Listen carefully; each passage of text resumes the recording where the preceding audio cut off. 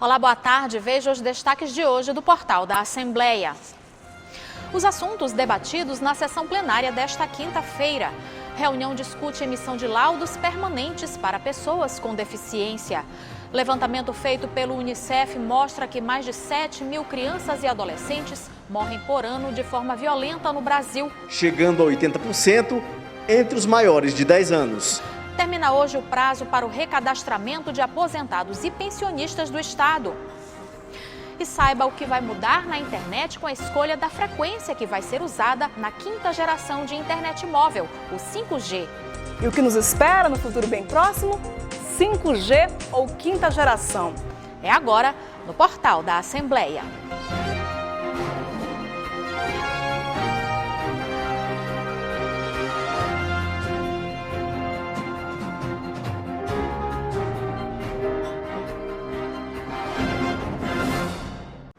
Entre os assuntos debatidos na sessão plenária desta quinta-feira, os parlamentares falaram sobre saúde, economia e infraestrutura em municípios do interior do estado. Após a sessão, houve sessão solene. Quem vai contar os detalhes para a gente é o repórter Ronald II, que está no plenário na GBAICO. Boa tarde, Ronald.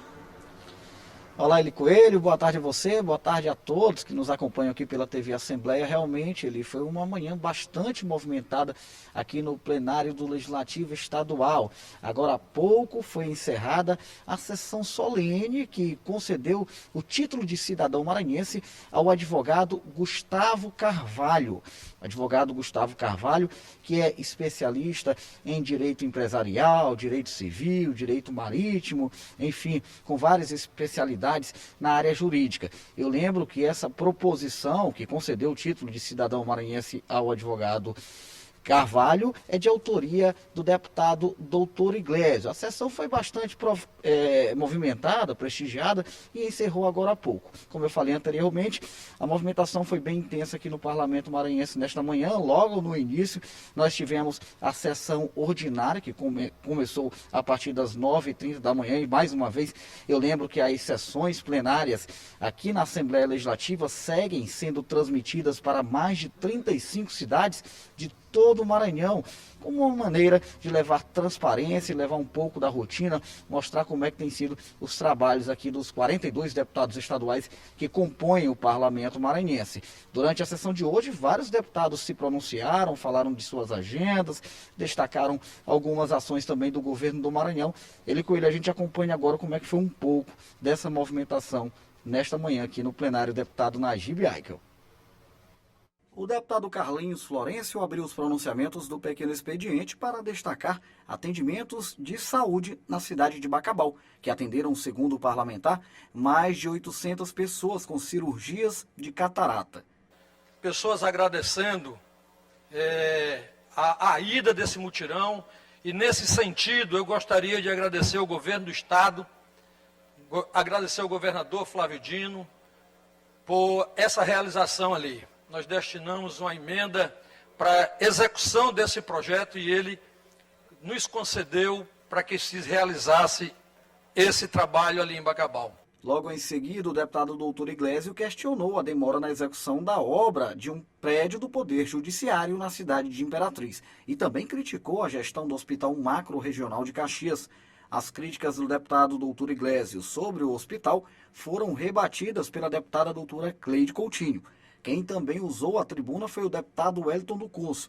O parlamentar pediu ao governo do Maranhão ações que possam melhorar as condições financeiras da população do estado. O deputado professor Marco Aurélio falou sobre investimentos do governo do Maranhão na região tocantina, mais precisamente na cidade de Imperatriz.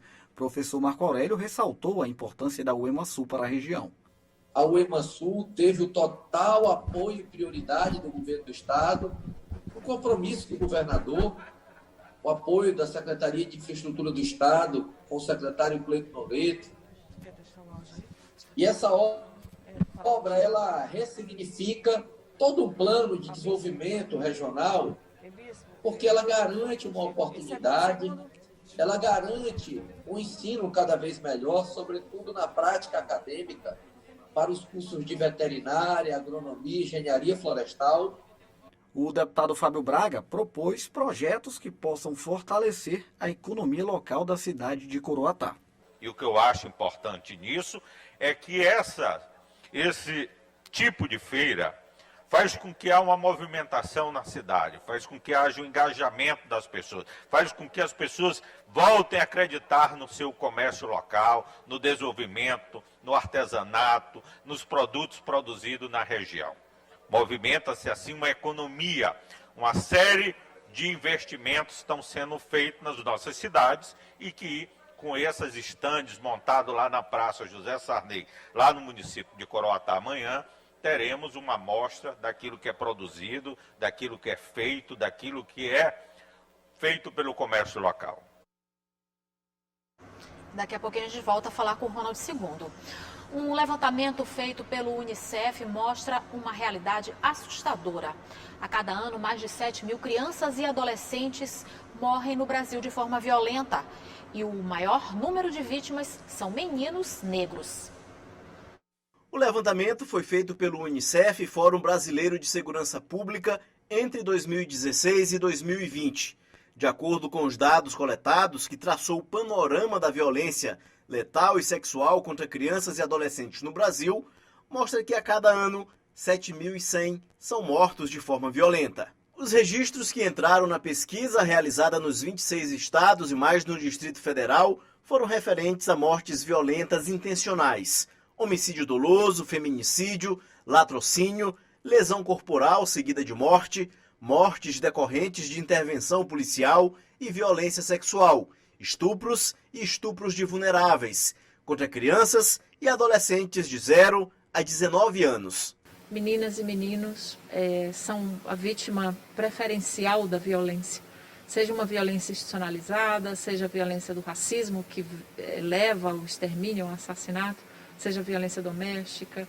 Então, é uma realidade muito severa, muito gritante, muito inadmissível que todos nós, as instituições, as políticas públicas, as famílias, as pessoas precisam voltar a ver. O estudo comprovou que crianças negras são a maioria das vítimas de mortes violentas em todas as faixas etárias. O percentual aumenta à medida que a faixa etária sobe, chegando a 80% entre os maiores de 10 anos. A maioria das vítimas é do sexo masculino. O percentual também aumenta com a idade. Entre 10 e 14 anos, representam 78% das vítimas.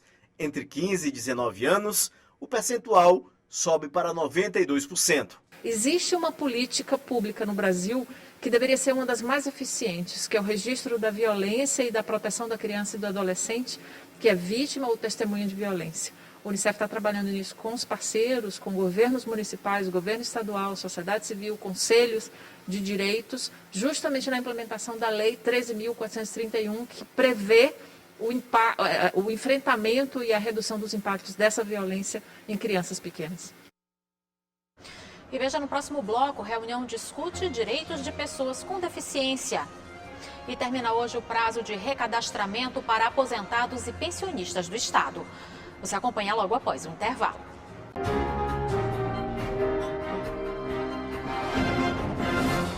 Representantes do poder público e sociedade civil que atuam na defesa de direitos de pessoas com deficiência se reuniram hoje pela manhã com o deputado Neto Evangelista para discutir a criação de um projeto de lei sobre a emissão de laudos permanentes. O objetivo é facilitar o acesso a políticas públicas com mais celeridade. O deputado estadual Neto Evangelista se reuniu com representantes do poder público e da sociedade civil que atuam em defesa dos direitos das pessoas com deficiência. A pauta em discussão foi a proposta da criação de um projeto de lei que disponha sobre a emissão de laudos permanentes para pessoas com deficiência no Maranhão. Aqui hoje a gente debateu e recebemos uma minuta de projeto de lei para que o Estado do Maranhão possa ter o laudo permanente para pessoas com deficiência. Isso é algo, como eu disse aqui, que já deveria existir, infelizmente não houve esse reconhecimento e os movimentos sociais hoje lutam para que isso possa ser efetivado no nosso Estado. A reunião foi solicitada pelo secretário municipal das pessoas com deficiência de São Luís, Carlivan Braga. A proposta é que os laudos que atestam algum tipo de deficiência sejam de caráter permanente, de acordo com a avaliação biopsicossocial, e assim facilitem o acesso aos direitos e às políticas públicas sem burocracias. nós como Estado e como município nos sentimos a importância de fazer essa provocação e que vem a partir daqui do Legislativo que apresentar essa proposta de minuta do laudo permanente, né? Porque muitas pessoas com deficiência hoje que precisam de alguns serviços como de gratuidade, de concurso público, tem que estar renovando seus laudos. E com a lei, com a proposta da lei, isso aí pode sanar muitas coisas. Somente na capital existem quase 223 mil pessoas com deficiência que precisam ter acesso facilitado a consultas médicas, remédios, passe livre e a outros direitos garantidos. A gente vê esse projeto como algo fantástico que veio para melhorar a qualidade de vida das pessoas com deficiência e garantir um melhor acesso a direitos básicos. A questão da comprovação da condição de deficiência, ela tem sido algo que normalmente passa por muitas denúncias, porque as pessoas às vezes têm dificuldade de acessar o médico, de acessar o laudo médico. Então, o fato desse laudo poder valer de maneira indefinida para quem tem essa condição de deficiência é muito importante para garantir direitos. A secretária estadual adjunta da pessoa com deficiência também destacou a importância da emissão de laudos permanentes aqui no estado. Nada mais justo do que a existência de um laudo que ele também ateste essa condição, que ele seja de forma permanente e não temporário como atualmente. Bom, e para dar mais detalhes sobre a reunião, além de outros assuntos e projetos, nós vamos chamar o repórter Ronald II, que está com o deputado Neto Evangelista. Ronald, é com você? Olá, Eli Coelho, mais uma vez boa tarde a você, boa tarde a todos que nos acompanham aqui pela TV Assembleia. Exatamente, para a gente falar um pouco mais sobre os temas que versam a respeito da garantia de direitos da pessoa com deficiência, a gente conversa agora com o deputado Neto Evangelista, também integrante da Comissão de Constituição, Justiça e Cidadania desta casa. Deputado, reunião proveitosa nesta manhã, como é que tem sido debatido essas propostas no sentido de garantir os direitos das pessoas aqui na casa? Olha, a gente teve um momento importante hoje aqui na Assembleia, justamente porque abrimos as portas do Parlamento para ouvir a população. Não é propriamente um projeto de iniciativa popular, porque não segue o rito constitucional previsto na Constituição Estadual, mas ele teve o seu nascimento, a sua gênese foi pensado nos movimentos sociais de pessoas com deficiência. Foi trazido hoje aqui para a Assembleia Legislativa, foi me apresentado uma minuta de projeto de lei, que nós já estamos debatendo aqui internamente, para que possa transformar hoje um laudo temporário de pessoas com deficiência em um laudo permanente. Não há razão de ser de uma pessoa que tem uma deficiência que vai ser para o resto da vida, ela ter um laudo médico temporário, precisando renovar de tempo em tempo para poder alcançar políticas públicas que são asseguradas para ela, pela sua condição naquele momento. Então, o que se busca é diminuir a burocracia, permitir que uma vez um laudo seja emitido atestando que a pessoa tem uma deficiência permanente, esse laudo também seja permanente, ela possa dali então buscar todas as políticas públicas que a alcançam. Deputado, eu tenho certeza que muita gente que está nos acompanhando agora, né, tem imaginado, precisa de fato desse benefício, que esse projeto avance na prática. Hoje nós tivemos essa reunião, como é que deve acontecer a tramitação aqui no Legislativo Maranhense? Bom, eu estou apresentando o projeto de lei agora, que inclusive já me comprometi com os movimentos sociais que vou fazer o pedido de urgência, ou seja, vai tramitar na casa de forma mais célere, uma vez aprovado aqui no plenário da Assembleia este requerimento de urgência. Com isso, reduz bastante o tempo para aprovação no plenário e, conseguinte, a sanção governamental ou promulgação desta própria casa, se houver o silêncio do Poder Executivo. Porque agora no mês de dezembro nós teremos a Semana da Pessoa com Deficiência, então queremos apresentar essa conquista já para as pessoas com deficiência aqui no estado do Maranhão. Todos que têm algum tipo de deficiência permanente sabem a dificuldade que é hoje conseguir uma consulta para conseguir um novo laudo. E muitas vezes perdem uma política pública pela necessidade de conseguir um novo laudo, como eu disse no começo. Não tem sentido nenhum termos ainda laudos temporários de deficiências permanentes. Uma outra pauta bem importante, deputado, o senhor conhece bem, afinal transita bem, tem proposto nesse sentido, é a importância do combate à violência contra a mulher. O senhor, inclusive, tem 2 leis já sancionadas pelo Poder Executivo. Eu queria que o senhor falasse desse momento em que a gente sabe que a pandemia acabou servindo como um impulso para esses números alarmantes e negativos relacionados à violência contra a mulher. Justamente, a pandemia ela trouxe, alavancou os números de violência doméstica, os números de feminicídio, e a gente tem que procurar cada vez mais mecanismos de combater esse tipo de violência. Um deles que nós encontramos, porque é fundamental a informação chegar de forma mais precisa até as pessoas, é que em todo evento público do estado do Maranhão deve haver campanhas, eventos esportivos, eventos culturais, deve haver campanhas de conscientização do combate à violência contra as mulheres e dos meios de comunicação em que deve se buscar. Outra coisa foi que nós aprovamos aqui na Assembleia, e já virou lei, que fica vedada a nomeação em cargos comissionados ou em cargos efetivos de homens que tenham sido condenados através da Lei da Maria da Penha, justamente porque muitas pessoas questionaram, mas se ele está condenado, como é que ele vai ser nomeado? Ele pode, porque ele começa o seu cumprimento no regime fechado, depois vai para o semiaberto, depois na progressão de pena vai para o regime aberto. Naquele momento ele poderia ali usufruir de um cargo público. O projeto de lei que nós apresentamos, já que vale no Maranhão, é penalizando cada vez mais. Ou seja, mesmo esse cidadão estando no regime semiaberto ou no regime aberto, ele não pode ser nomeado em cargo público, seja ele comissionado ou seja ele efetivo. Ou seja, é a gente fechando cada vez mais o cerco para esse tipo de atitude. E toda essa discussão levou à apresentação de um novo projeto de lei que eu já apresentei, está em tramitação na casa, que é o número de mulheres no efetivo da Polícia Militar e do Corpo de Bombeiros Militares. Inclusive, nesse atendimento a mulheres vítimas de violência, muitas vezes elas procuram uma militar mulher para poder ter o acolhimento e às vezes não tem, porque o nosso efetivo no Maranhão é apenas de 9% de mulheres, tanto na Polícia Militar quanto no Corpo de Bombeiros.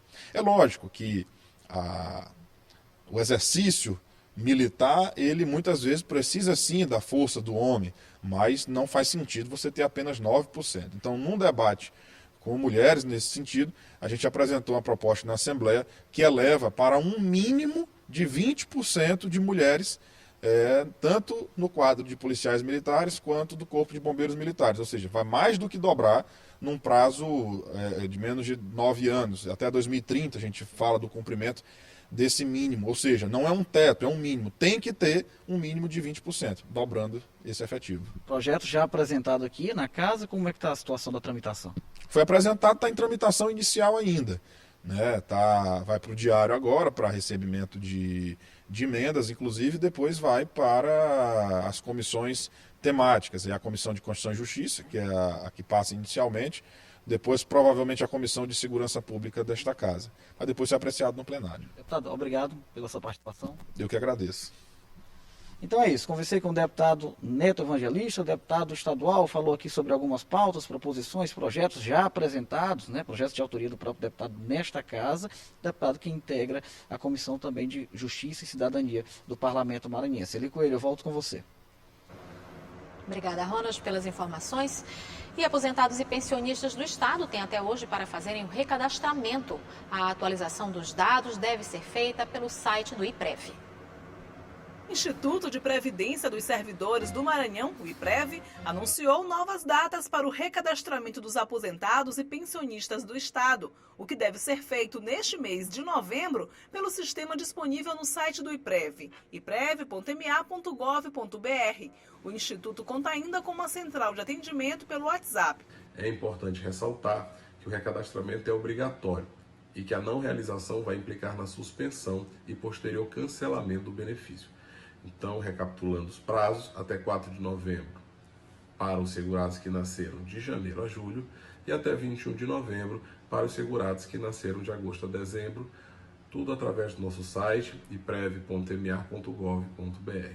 Se tiver alguma dúvida, lá no site também tem uma seção de perguntas e respostas que pode ser consultadas, ou então enviando um WhatsApp para o número 98499-6630. Para atualizar os dados, é preciso ter em mãos um documento oficial de identificação com foto e um comprovante de residência emitida no máximo 3 meses. O sistema também solicita um número do título de eleitor, CPF, e no caso de aposentados, reservistas e reformados, o número do PASEP. É preciso também enviar uma foto do beneficiário tirada no máximo há 15 dias. Na foto, o beneficiário deve estar segurando um papel contendo o número do CPF e a data em que a foto foi tirada. E veja no próximo bloco o que muda na internet com a escolha da frequência que vai ser usada na 5ª geração de internet móvel, o 5G. A gente volta já.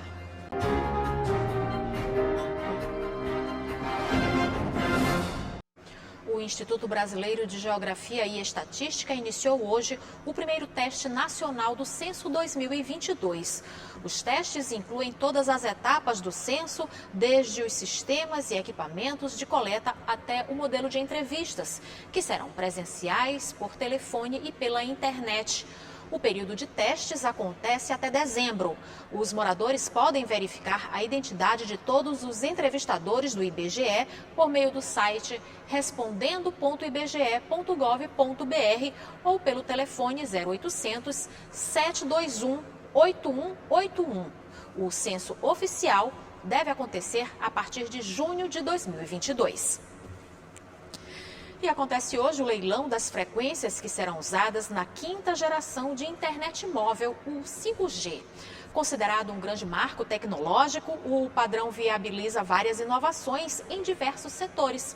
Veja agora na reportagem de Milena Dutra com imagens de João Oliveira para entender as vantagens da rede 5G para o nosso dia a dia.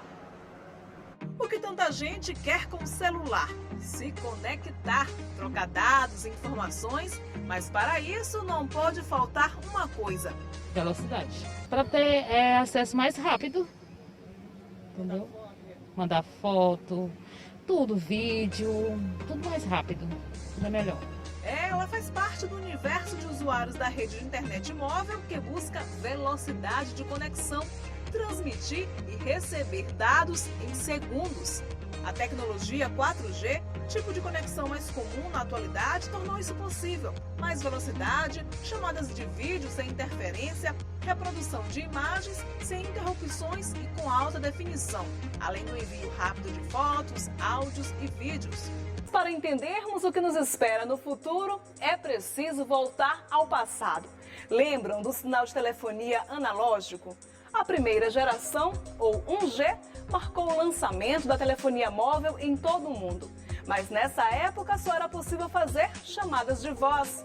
Veio então a segunda geração, ou 2G. Aí era possível, além de chamadas de voz, fazer também mensagens de texto, enviar SMS para qualquer pessoa que também tivesse um aparelho celular. A terceira geração, ou 3G, veio a evolução da banda larga. Pela primeira vez, pudemos acessar a internet pelo telefone. Foi quando se popularizou a telefonia móvel com internet em todo o planeta. E a quarta geração, aqui estamos, é possível compartilhar dados, velocidade bem mais rápida, internet acessível, compartilhar músicas, acessar vídeos, jogos online. E o que nos espera no futuro bem próximo? 5G ou 5ª geração.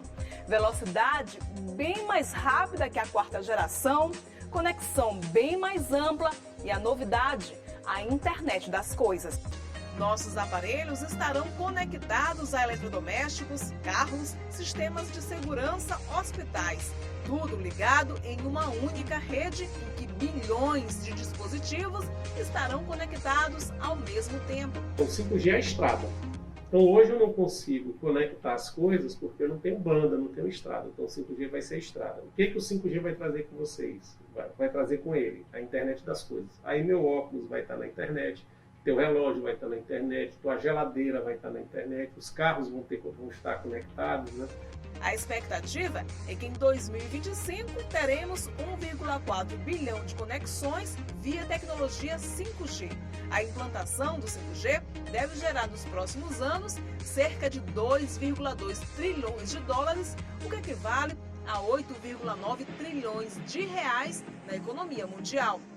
Aqui no Brasil, as operadoras de telefonia móvel começaram a anunciar a venda da próxima geração. Aparelhos com novidade, mas que ainda não trabalham 100% no modelo da nova tecnologia. Por enquanto, os consumidores ainda estão satisfeitos com os resultados da quarta geração, mas o mercado de celulares já se prepara para receber aparelhos mais modernos. E ninguém quer ficar de fora da novidade, ainda mais quando o assunto é internet com alta velocidade. Nada mais de celular lento, busca velocidade. Para tudo, para net, para foto, para vídeo, tudo. Além da questão do armazenamento, que é uma coisa muito importante, o nosso cliente busca a velocidade de dados, no caso a tecnologia da internet. A gente tem aparelhos de tecnologia 4G, mas está chegando no mercado aí a tecnologia 5G. E o portal fica por aqui. Para rever as reportagens de hoje, acesse o site ael.ma.leg.br/tv. Uma ótima tarde para você e até amanhã.